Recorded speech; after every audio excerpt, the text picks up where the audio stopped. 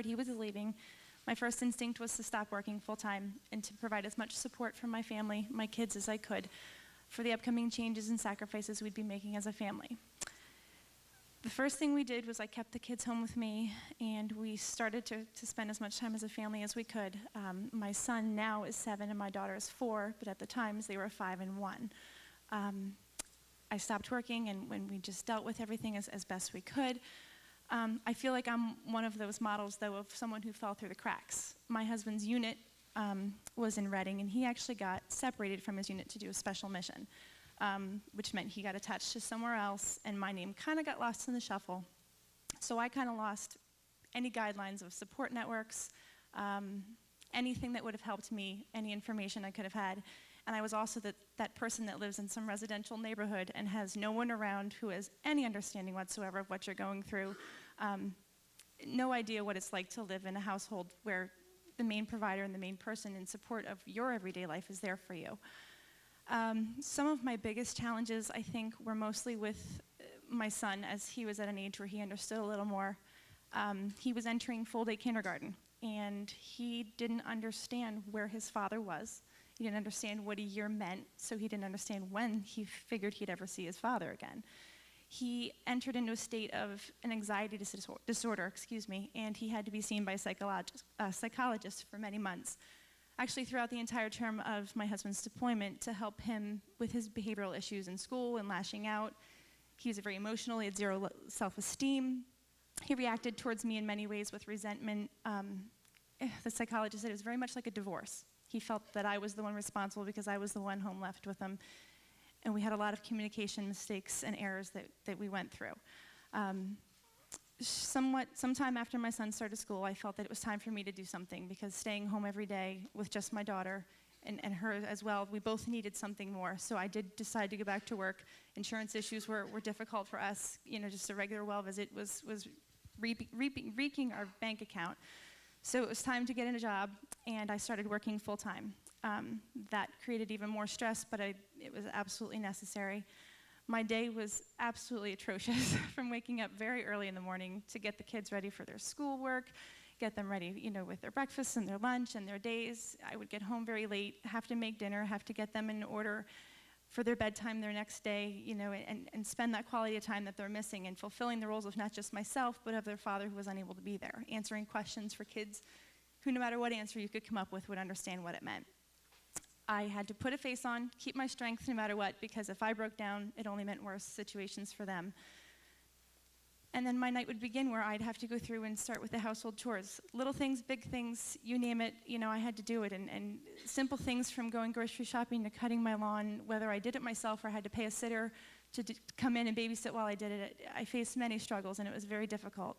I think my greatest challenge was finding someone else anywhere nearby who could understand not just what it was like to have someone who wasn't there with me and not to be living alone, not just to be that single parent, but to have the constant fear of what it would be like coming back home, having a government official car in your driveway, or receiving that treacherous phone call of bad news. The constant worry was always there, and I always kind of had to save my face. I secluded myself from everything I did. I put a barrier up around my kids and everything.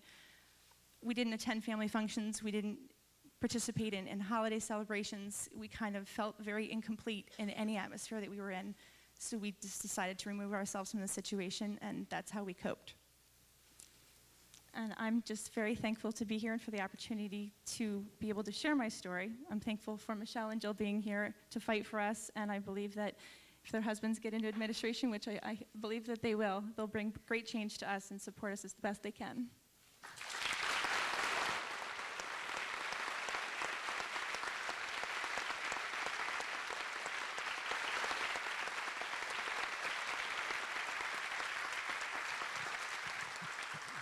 Jill, how are you now? We're still adjusting. As oddly as that might be for some people, he's been home for a little over a year. But my husband goes away still 1 weekend a month and 2 weeks every summer. And to a 7-year-old and a 4-year-old, they don't understand, that time grasp. So they still fear that he might not come back, for another long period of time. So we still struggle, but we're getting back and we're making it work. We're doing the best we can. The one one of the many reasons why these conversations are so important, and what struck me, and I mentioned earlier, and I talked to when we were talking backstage, is that what we assume is going on is that when we enter a war, we assume that our troops are being cared for, and we assume that their families are being cared for. I think that's probably what most Americans are thinking, or at least that's what we try to assure ourselves, that of course the nation is taking care of these women and these mothers. But the truth is that when you don't have the support, the resources, and the leadership, that the first folks to fall through the cracks are the families. And in that respect, these challenges mirror what happens in the country broadly to oftentimes working families. In an economy where the first to get hurt are the folks who are getting up and going to work every day, this is really consistent. But what I do know, and have found in the conversations that we've had, is that if most Americans really recognize what's going on, most people would be angry about it, or would feel like we've got to do something about this, that this isn't really how we envisioned fairness and justice and equity for Americans, If we really stopped and think about what war is doing to Jill's little kids, and the kind of intense support that they will need, not just during the time of the deployment, but for years and years and years preceding it, then we would say we have to do it. That's why these conversations are important, because we can't keep hiding our heads in the sand about the realities of war, the realities of a failing economy, because it just continues to pile on top of everything else. So we need new leadership. And this is one of the things that I encourage people to do, is to really ask questions, ask yourself questions about where the candidates stand on the issues, and to really understand the differences in approaches, whether it's to how we deal with the situation in Iraq, to what do we feel, how do we feel as a nation about the GI Bill? Do we really believe that the true reward for service is an education for the military men and women and their families, and are we willing to pay the cost of that in return for that service? How do we believe that we can truly readjust this economic imbalance? Do we really believe in a tax structure that is grounded on the working class, or do we believe that those tax breaks should go to the wealthiest Americans and then we wait for the trickle down? Those are real choices that are at stake in this election. And the only thing that we urge people to do is understand where the candidates lie, and then base your decisions on where those candidates stand on the positions that matter most. And once that's done, then we ask people to register to vote and then vote.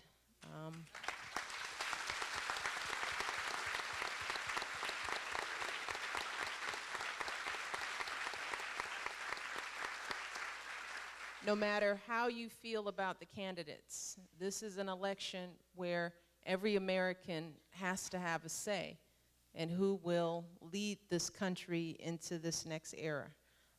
And the only way that can be done if people are registered, and here in the state of Pennsylvania, voter registration is October the 6th.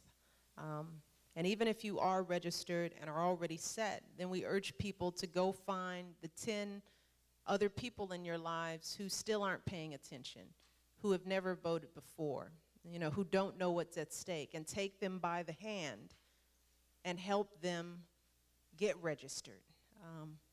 Because some people still aren't paying attention. And again, it doesn't matter who you're going to vote for, just vote. So even if you're registered and you're ready and you plan on voting, the thing that I would probably guess is that there are many people in your lives who aren't there yet. And that's your job as mothers and daughters and neighbors and husbands and brothers and sisters is to reach out to those folks and convince them that this election requires complete and utter seriousness and attention. And if we do that, and then you think about these issues, the only people to vote for are Biden. Let's call him that.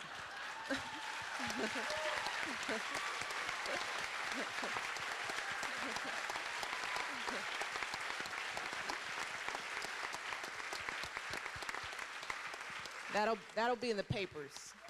The Biden ticket. I want to thank our panelists for sharing their stories, for your courage.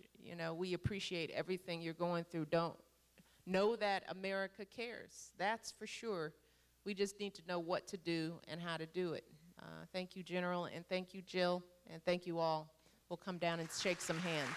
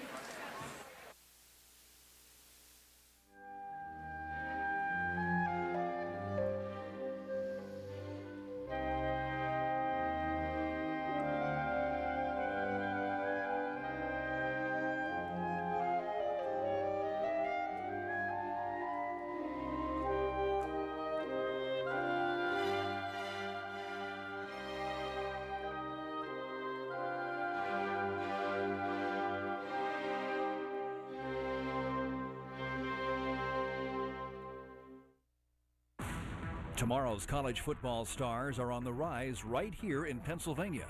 You can scout the high school standouts on PCN's Game of the Week.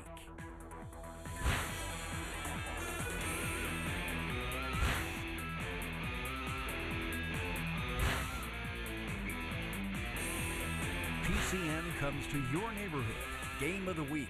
Carmichael's at Jefferson Morgan. Tomorrow night at 9.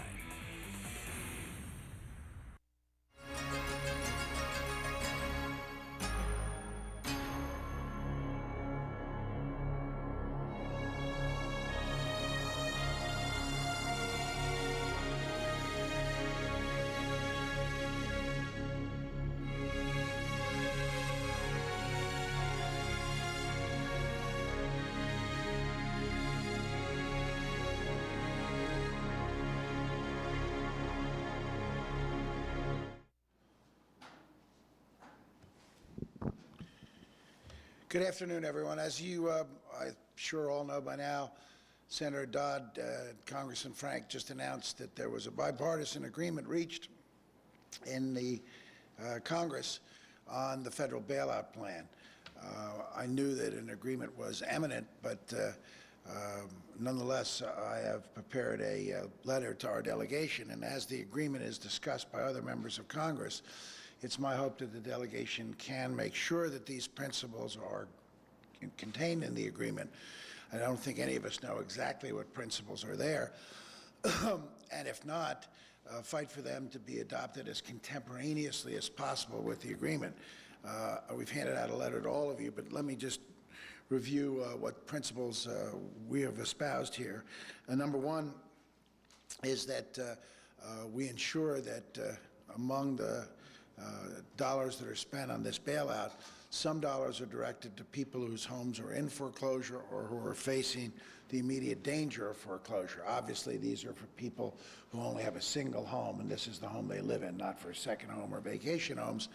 And I am told, based on the Pennsylvania experience, we could bring a significant form of relief, a moratorium on foreclosures, and then bring a significant form of relief in using some of these funds to write down and create new mortgage rates for these people at a cost of $25 billion or less.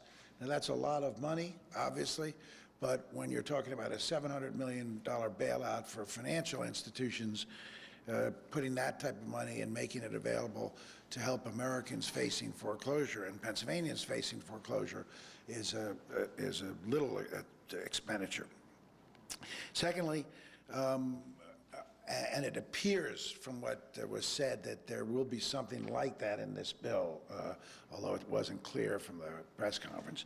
Secondly, it is imperative that the transaction be structured in a way that the American taxpayer have the opportunity to recoup some of the tax funds that are going to these financial institutions, either through getting an equity share in these institutions or by a significant share of their future profits once they turn a corner, come back towards repaying the American taxpayers. It appears, again, from what Senator Dodd and the other speakers said, that will be covered by the agreement.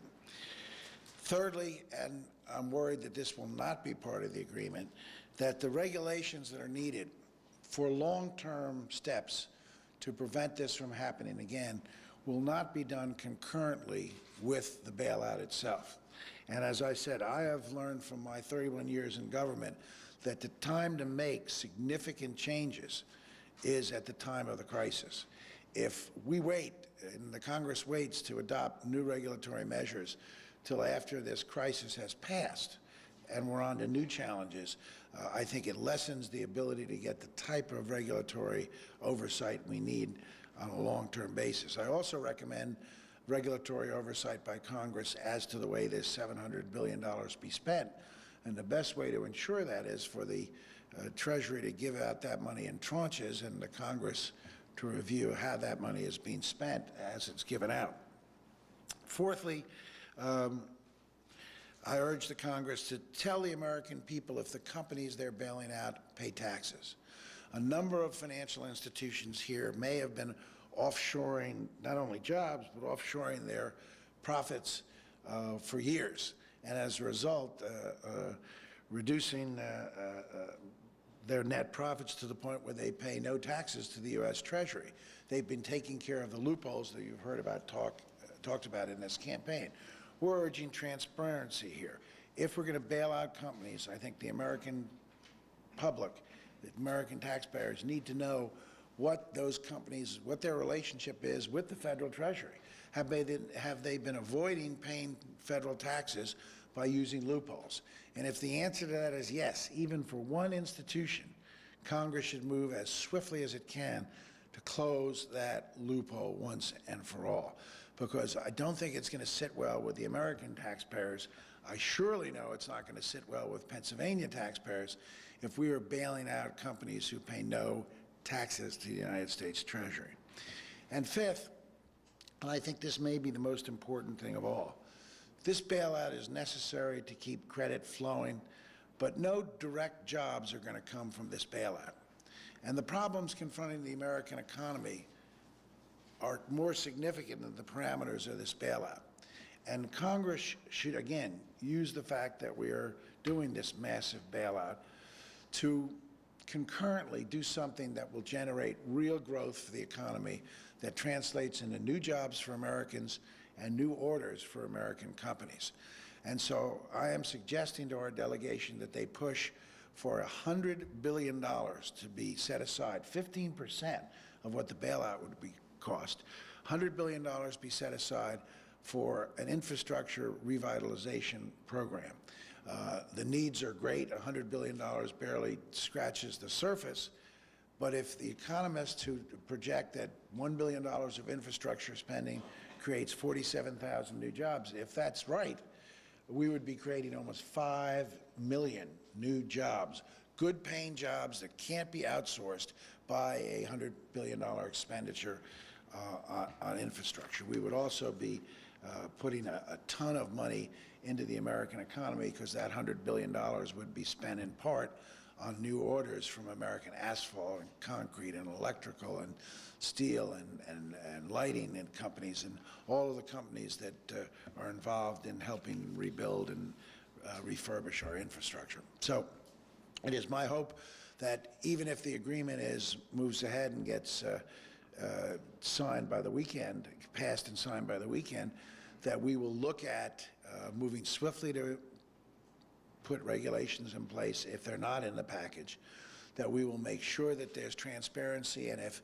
some of the companies being bailed out do not pay American taxes, that we quickly move to close those loopholes, and thirdly, that we enact the infrastructure package to do something for the American economy that resonates in Main Street, directly on Main Street, puts people back to work, helps that asphalt company in Midland, Beaver County, things like that. With that, I'm happy to take questions about this or about any other subject, because I haven't seen you all in a while. Governor, do you have concerns about this bailout? Sure.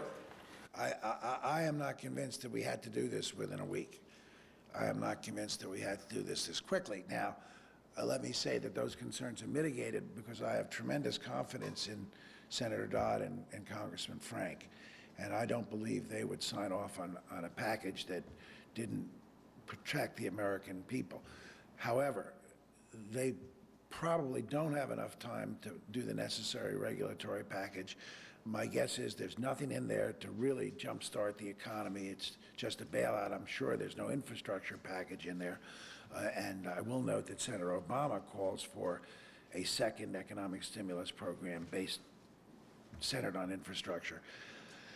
And I'm not sure that they are aware of the problem that we may be bailing out companies who offshore a lot of their profits and don't pay taxes at all or pay very little.